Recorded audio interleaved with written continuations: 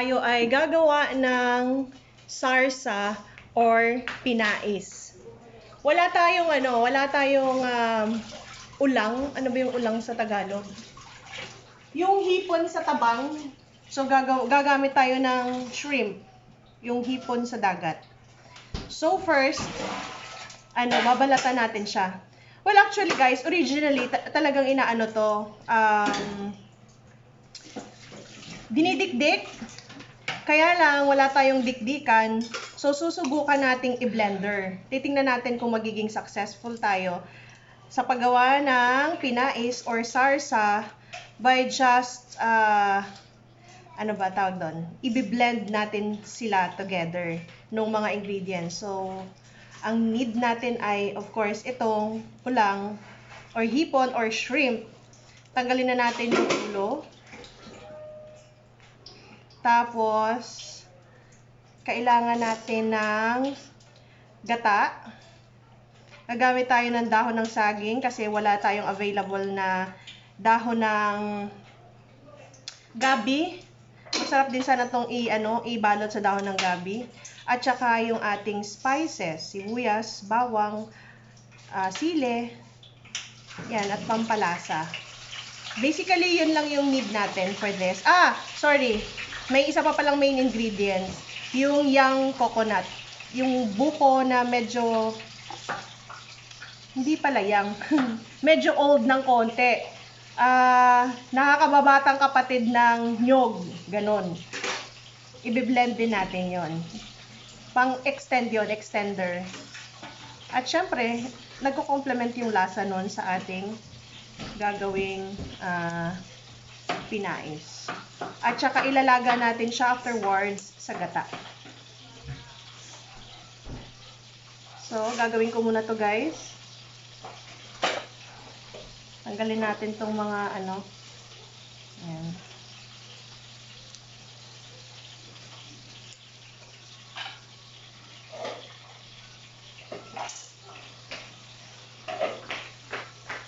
Magbabalat muna ako ha. I'll be back pagtapos na ako magbalat.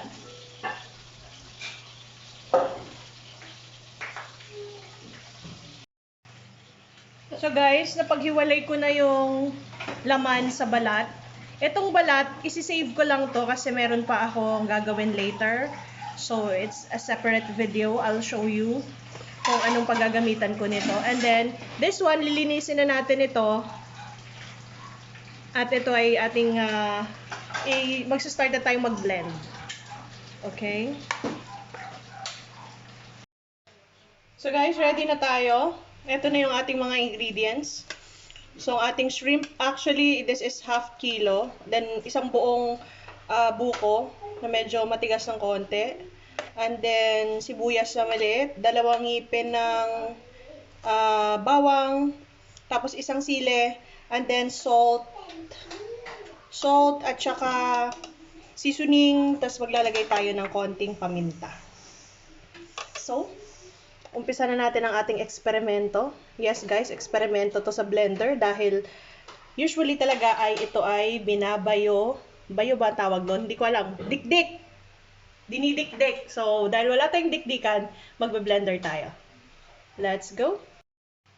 So, una nating ilalagay ang ating which comes first. Lagay natin na ito. Sibuyas bawang para medyo madurog ng konti. I choose blender guys kasi meron pa akong isang ano bang tawag doon? Yung isa pang klase nito, fruit. Wait. Check natin. Ito So I have this. Pag ito kasi ginamit natin, mas pinong-pino siya.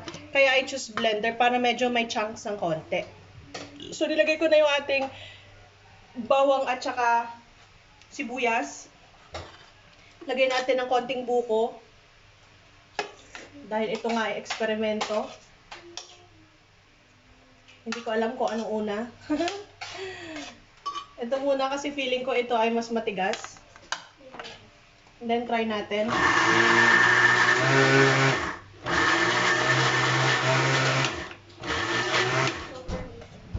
So hindi tayo pwedeng maglagay ng water. Kasi para hindi siya magkaroon ng sabaw.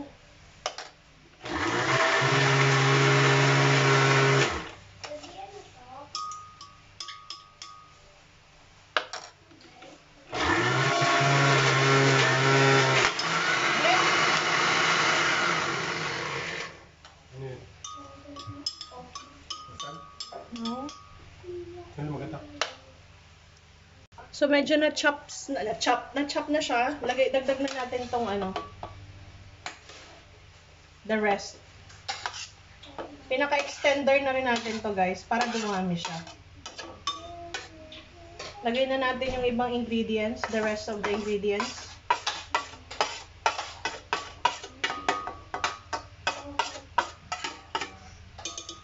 Lagay ko na rin yung ating hipon.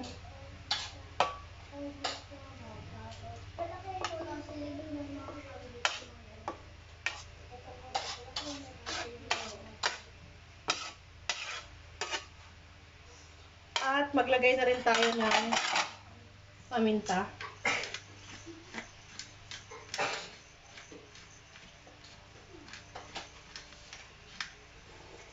And then takpan natin. Here we go.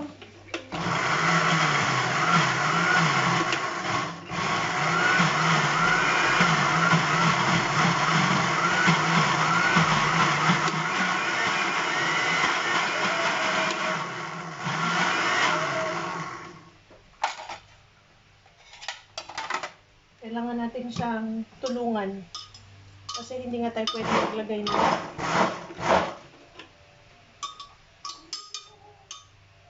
Kaya pwedeng maglagay ng water eh.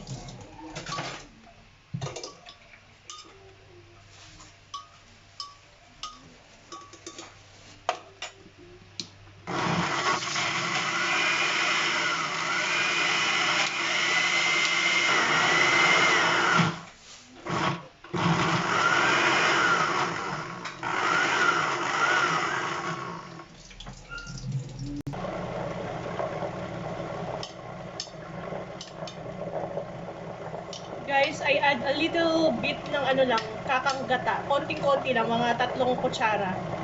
Kasi ayaw niya talagang gumalaw eh. So, nag-add na lang ako ng kakanggata.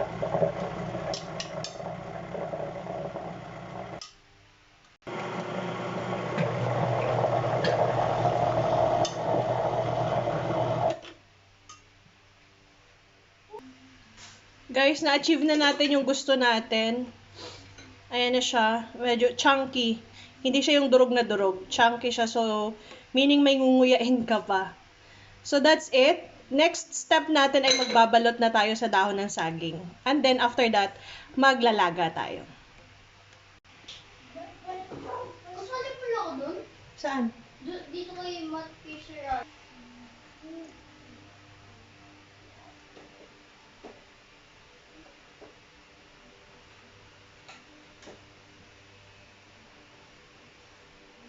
Guys, this is 10 pesos. Imagine, 10 pesos.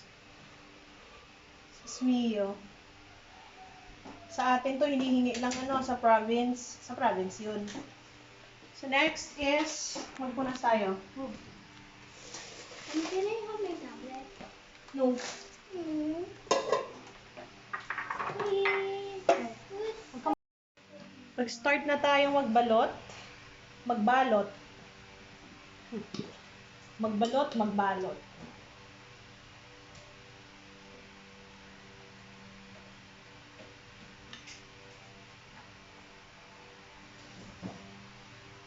Kung curious kayo guys kung magkano lahat ito nagastos ko, or nasa 300 plus yung half kilo ng ng hipon. And then 300 plus yung hipon, and then yung buko natin is 35. So, kulang-kulang 400. So, we have one here. Ayan na guys. Tapos na ako magbalot. Ang next step natin ay maglaga. Gagamit tayo ng gata.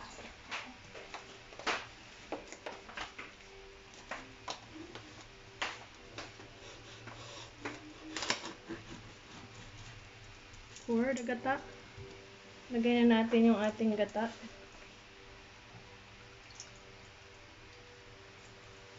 Ito ay kakang gata.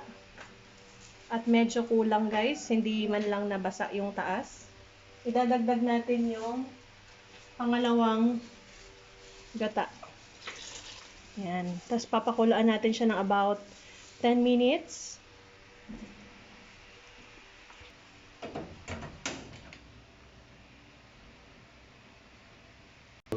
Lagyan ko guys ang konting seasoning yung ating ating gata. Tapos lagyan ko din ng konting salt.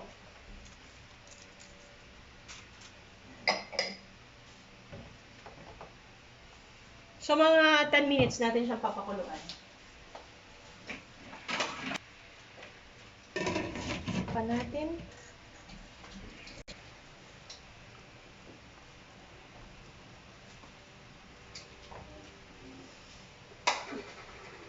Swabe! It's boiling guys.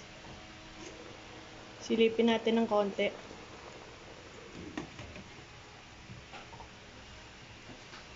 White na white yung sabaw natin, meaning to say walang nag-leak. Kasi kung may mag-leak yan, mag-iba yung color ng sabaw. Guys, kumuha tayo ng isa. Sample. Titingnan natin kung naluto. Luto na ba? So, luto na ba siya? Okay, usod mo nga dito, be.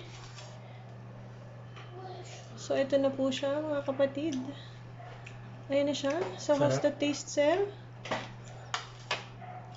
Ang ating tester na si Mr. Riot, oh.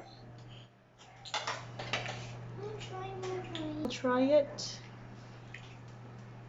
It's hot. It's hot.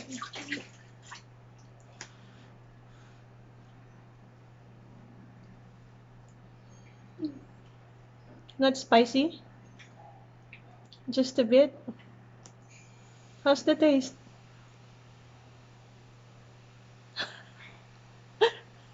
Sinabi na mainit. Sarap. Sarap kayo ng sarap din niya naman ako pinapad. Anyway guys.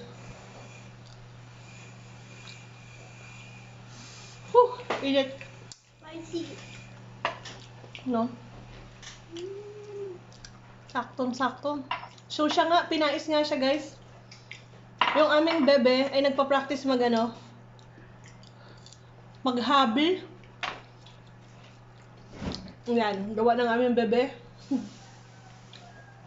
Yan ang ating mga kinalakihan guys, no, sa province. Hanggang ganyan lang yung laruan natin. Or siya guys, nagawa ko siya. Hindi man siya kasing smooth nung nasa utak ko. Pero, siya na yun. Lasang pinais na siya. Pinais na talaga siya. Chunky lang talaga ng konti. Sarap guys.